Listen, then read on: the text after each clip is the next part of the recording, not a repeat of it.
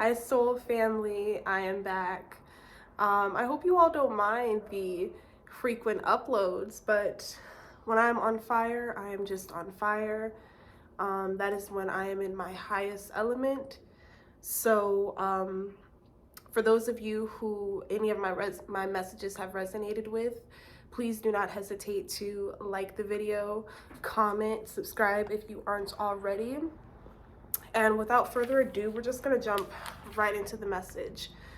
I was a bit reluctant to share this message because I was like, oh man, I don't really feel like, talking about that or, having to rehash it in a sense. But, it is a part of my story, it is a part of my journey, and it is a part of this experience and being a targeted individual, a chosen one, amongst all other things. And P.S., I don't know, like it just kind of sounds a little corny to put a title or a term on it, but I mean, it is what it is at this point. So the title of this message, though, is going to be called "The Enemy Will Do Anything to Get You Back." And I just kind of want to talk about my past a little bit. And I want to bring up where it is that the Most High has delivered me from and what attacks have been sent my way in an attempt to trigger me good enough for me to turn back. But you know what? I've made my decision. And what I am touching on and speaking about is sex work. I don't know, for those of you who are new to the channel, I don't know how far you have gotten in my journey. I don't know how many videos of mine that you have watched, but yes, I am an ex-sex worker. And real quick, I was going over some comments on one of my other gang stalking videos, and someone had stated something along the lines of women who are in the life are, at a higher risk of being gang stalked, especially once they leave the life. And the gang stalking amps up until they return to the life eventually. And that really hit home for me. It really did, because I have been experiencing just various forms of attacks from the enemy, in the form of just receiving text messages from, old clients from the past, or just receiving just strange messages. Like, for example, last night I received this text, and I know for sure this guy was the police, an agent, something, but it was some sort of glitch in the matrix, because it certainly didn't make a lick of sense to me, you guys. But this man, he had texted me, and I completely, because I have a tendency of not saving numbers, so I thought I was texting someone completely different, you all. And I was like, oh, this number is familiar. I'm telling you, the number was so familiar, I thought I had texted the number before. So I'm just texting the number, and then the conversation shifted, and the guy got all sexual and a bit obnoxious in his language, talking all reckless and slick at the mouth. And I'm just like, wait, what? And then he brings up money, and he was so adamant about meeting me and picking me up and this and that. And I'm just like, dude, no. And finally, I just blocked him. After going back and forth with him for about 3 text messages, I had just blocked him. I was just like, what the hell? And that definitely is confirmation for me to just change my phone number. I've been really kind of hesitant to do so, because I'm like, oh, well, all my important, stuff that I have, like just important stuff, it has my phone number. But I'm like, at this point, just get a new phone number, But so that was one of the many attacks. And then another one that I actually just experienced right now, and I knew just intuitively, like, yep, I'm being targeted again. And it's not like, I'm not coming off as, oh, woe is me, because I'm very strong and I'm very wise and I know how to handle myself, and I'm very aware, and I'm very conscious and accustomed to adapting to whatever situation needs adapting to. So I know how to hold my grounds, basically, is all I'm trying to say. So I'm very aware, and I use my discernment heavily, especially when I step foot out of my comfort zone. But yeah, I went to 7-Eleven, and these two men were in the store, and like, as soon as I walked in, I could just feel their spirits. Like, I haven't felt anxious in public in such a long time, but I know that when I start getting that feeling in my stomach, I know that that is my intuition warning me, or just something is nudging at me, right? And I just, I haven't dealt with the anxiety, because I used to deal with social anxiety also, and I haven't dealt with that. Like, when I go to the store, I'm fine. Like, when I go anywhere that consists of having like a good number or good amount of people, I'm okay.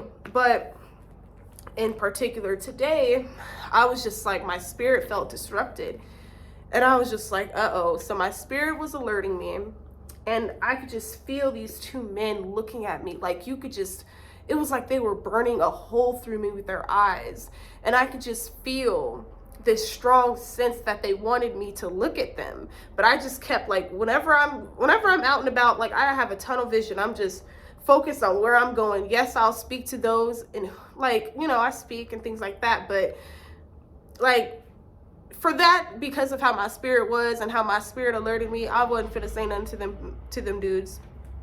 So anyway, I could just feel them staring at me, like burning a hole through me. Like, I just don't know how to explain it. Then the guy, he had pretended he was standing in front of me, and I was behind him, and he had pretended that he needed to get something else, and he had like turned around, and he was just staring at me, and he's talking to his son or whatever other guy was with him, whatever relation they had to each other, and he was just like looking at me, talking to his son, like, yeah, so and I'm just like, so I'm like going like this, like just kind of like a little weird, and so I just know that it has a lot to just do with this lifestyle change. I understand a lot of the spiritual warfare that I'm dealing with has a lot to do with the fact that I shut that door and I closed that door. Contrary to popular belief, did I make a lot of money? Yes. But I also share that version in part of my story as well. I was an ex-gambling addict. So as quick as I was making the money, I was feeding it to a freaking slot machine, to a casino, making their establishment rich, to deal with and cope with what it was that I was doing, and what I had become, and what was becoming of me had I stayed on that path. And I would never look down on anyone who chooses that path, because it took me a long time to come to this point of knowing myself, having the ability to learn myself. And I will never regret having gone through that lifestyle, no matter what.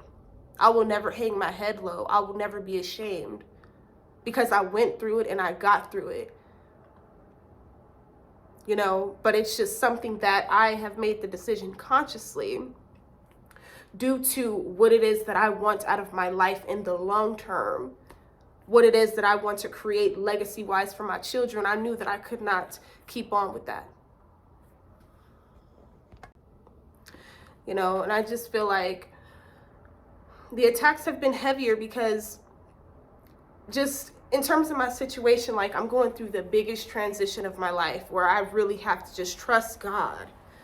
The biggest transition of my life, where it's like, ooh, I don't want to say that I lost anything, but it's like, okay, well, I have to transition from this. I have to transition from that. I have to accept this, and knowing that I can improve this later on, It's just certain things like that, certain thoughts that run through my mind. It's very easy for the enemy to attempt to come in and put thoughts in your mind like, oh, well, because I'm not going to lie, like, I think it was like last week sometime, I was really being attacked, because I really started thinking about what that said family member that I had spoke of in one of my previous videos. I was really starting to think about what they had done and what that had caused, and what kind of turmoil that kind of left me in temporarily, and how again, I have to just like surrender and trust God in this moment, even when I cannot yet see what it is that is happening behind the scenes. But just having that courage and that strength and that faith to just trust God. But I was really just kind of hung up, and I was really kind of sulking last week, and I was like, you know what? I'm just gonna, because another guy had hit me up. It was this Indian guy from a few years ago, and he hit me up out of the clear blue, and he's like, yeah, I'm at the Win. And I'm thinking to myself, oh, I could probably finesse the situation. Maybe I can go and tell him I've been saved, you know, I've been changed. And, oh, you still want to donate to the cause, though? You know, something like that. You know, I'm not trying to be funny, but y'all know me. But anyway, no, some real stuff. Those are the thoughts that was running through my mind. I was like, okay, well, all right, so I was strategically putting a plan together. I'm thinking, and then God pulled me up out of that real quick, because it would have been that one step outside of my path that would have took me all the way back to what I just overcame. And I don't have another run in me. I don't. I'm enjoying the rise. And I don't want to go back to everything that did not feed my spirit, that had me spiritually and mentally and emotionally dead. I don't want to return to that. I don't want to. And for that reason, the enemy is angry. I don't know how many women on here that I have, whether you're an entertainer, whether you've been in the industry at all, whatever. You know, it gets real. It gets critical in the spiritual, for real. A fight against being better, staying on this righteous path, and then you have the enemy on this side trying to pull you back. It's like God is playing a tug of war with the enemy, with you, but it's really up to you in which direction you want to take, you know? And it's like, ever since I chose this path, y'all, I feel like people look at me differently. I feel like I'm just being judged. Like people that I used to know in the lifestyle that I've conversed with here and there, those short conversations or something like that, I feel like they look at me differently. You know, people have called me a fool. They have laughed at me. They have mocked me, because they see me now, what they're perceiving to be me struggling. Yes, they see me, what they perceive me going without, because I'm not in the lifestyle anymore. Because I'm no longer in that mindset where I have to do anything for $1 just to feed a materialistic habit, and then still feel low in the inside, still have that void wide open and unfulfilled within. I don't have another run in me, you know? And I just feel like the enemy is really angry because of this fire that has been set upon me. God is walking with me every step of the way, you all, and I'm not perfect. My situation is not perfect, but in God, everything is perfect. Everything is good. All is well. I trust in my Creator.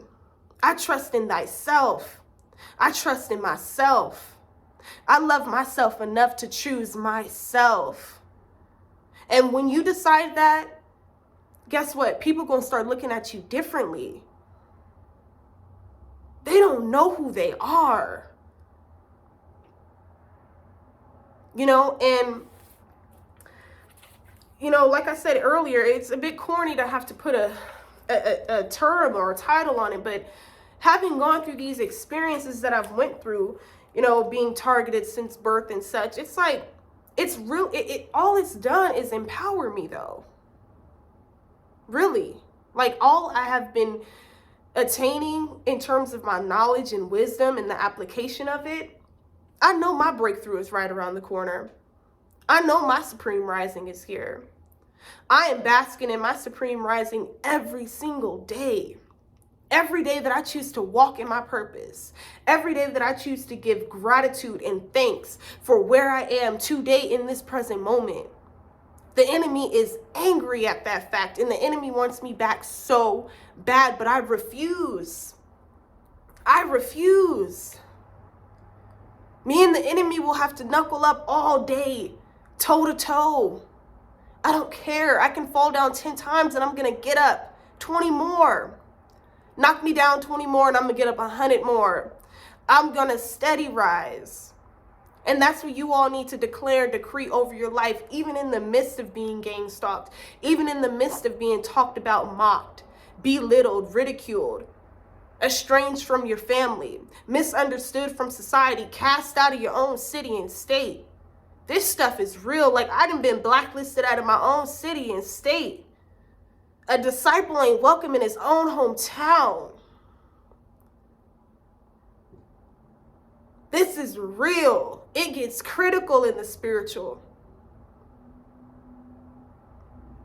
And that's what we're in the brink of. And for people to just walk around and act like they don't see what's going on, it's just really beyond me. And that's why I don't deal with these folks. That's why I don't have nothing to say to them. I wish you well, but I don't want nothing to do with you. Why would I want to be around people, places, or things that had a hand in destroying me once upon a time? That is just complete ludicrous ignorance, insanity. I have grown, I have risen, and there's nothing the enemy can do about it. And that's the same energy you need to have. Put your foot on their necks and don't let up. Keep rising.